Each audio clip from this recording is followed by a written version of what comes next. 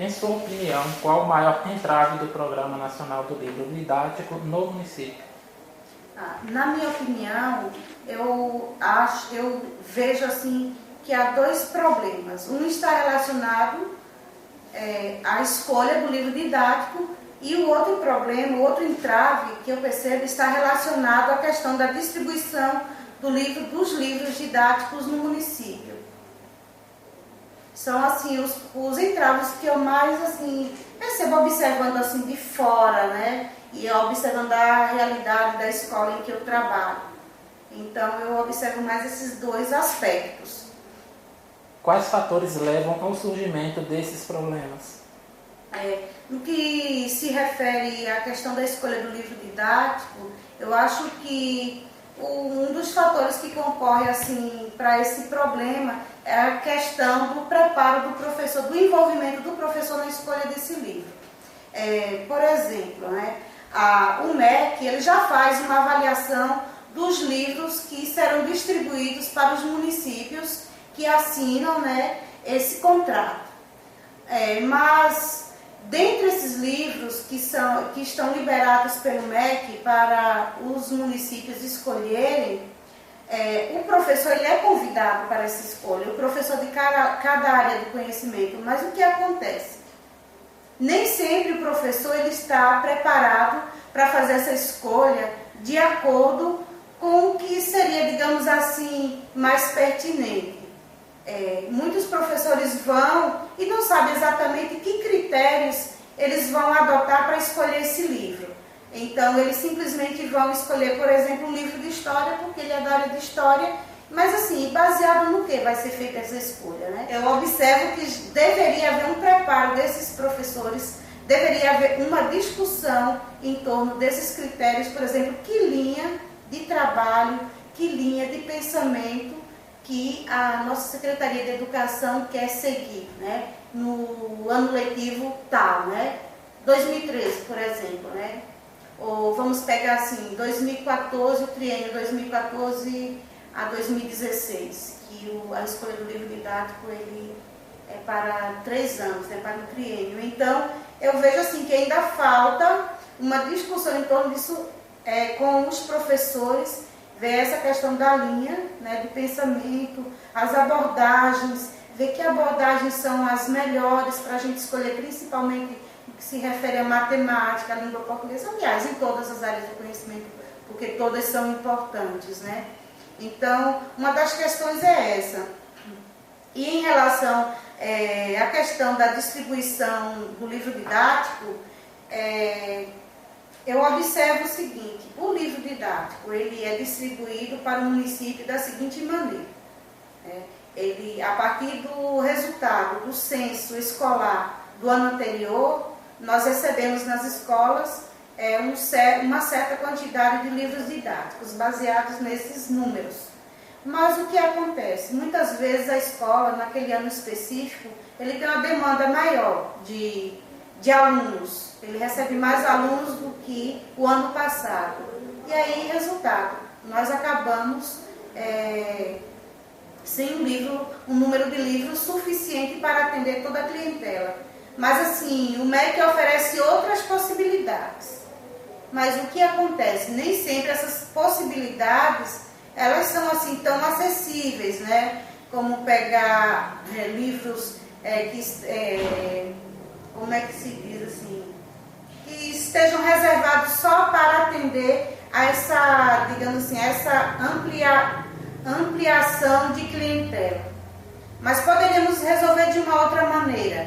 Se a Secretaria de Educação gerencia a distribuição desses livros, não só pegar esse veio para a escola tal, esse tanto para a escola tal, mas se ela pega todos esses livros, confere o número de matrículas daquele ano e não do ano anterior e faz uma redistribuição, eu acredito que seria mais eficiente.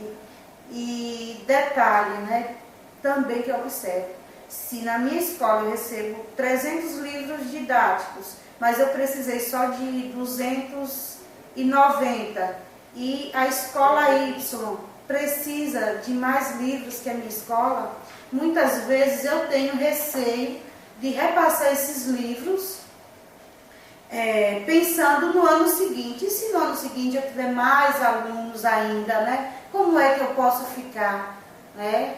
Então, eu vejo isso como um problema. Então, eu acho que teria que se discutir uma outra maneira de gerenciar essa distribuição para que não houvesse, digamos assim, essa falha de alunos passarem praticamente o ano inteiro sem o livro didático porque estão em falta. E também eu vejo que a escola peca pelo seguinte: quando nós distribuímos os livros, nós nos preocupamos em coletar a assinatura dos alunos que recebem esse material, mas quando é da devolução, tem aluno que ele simplesmente desiste de estudar. E às vezes a escola, no meio de suas tarefas, né, todos muito atarefados, não vai atrás desse aluno que desistiu, para saber por que desistiu e para resgatar esse material que vai servir de apoio para um outro aluno que ele venha no ano seguinte, ou um outro aluno que a gente receba de uma outra localidade, de um outro município. Então, eu acredito que precisaria haver um gerenciamento maior nesse sentido, tanto por parte da Secretaria de Educação, no que se refere à distribuição, tanto quanto na escola, no que se refere à coleta desses livros ao final de cada ano letivo. O livro didático contempla os anseios dos professores e estudantes? Olha, eu acho difícil contemplar, porque os anseios dos professores são variados, né? Isso depende de cada profissional e dos alunos também, depende de cada aluno. Então, o livro didático, quando ele foi concebido, né, ele tinha o intuito de transmitir o conhecimento e de dar suporte às aulas, né, e ao processo de ensino-aprendizagem. Nenhum livro, por mais completo que ele seja, eu acredito que ele jamais complementará essa expectativa, ele jamais vai responder plenamente a essas expectativas, porque o livro ele é apenas um suporte do processo de ensino-aprendizagem. Ele não é um instrumento para atender plenamente esse processo. Então, o professor ele deve sempre estar buscando outras ferramentas, né, e outras metodologias para estar complementando suas aulas, para poder responder a esses anseios, a essas expectativas. Então, nesse sentido, eu acredito que o livro didático ele não responde, né, como eu falei antes, plenamente a essas expectativas. Agora, eu estava fazendo uma leitura, né, sobre essa questão do livro didático e eu observei que em alguns estados, nem todos os municípios usam o livro do Programa Nacional do Livro Didático, mas usam apostilas de outras instituições particulares, contratam empresas e reformulam, né? Então, isso ali também é uma faca de dois gumes. Pode atender no sentido de a aprendizagem parecer que está completa, porque ao se fazer uma avaliação interna dos estudos desses alunos baseado nessas apostilas, parece que o aluno ele aprendeu, que ele está plenamente, digamos assim, tem um domínio do conhecimento plenamente, né?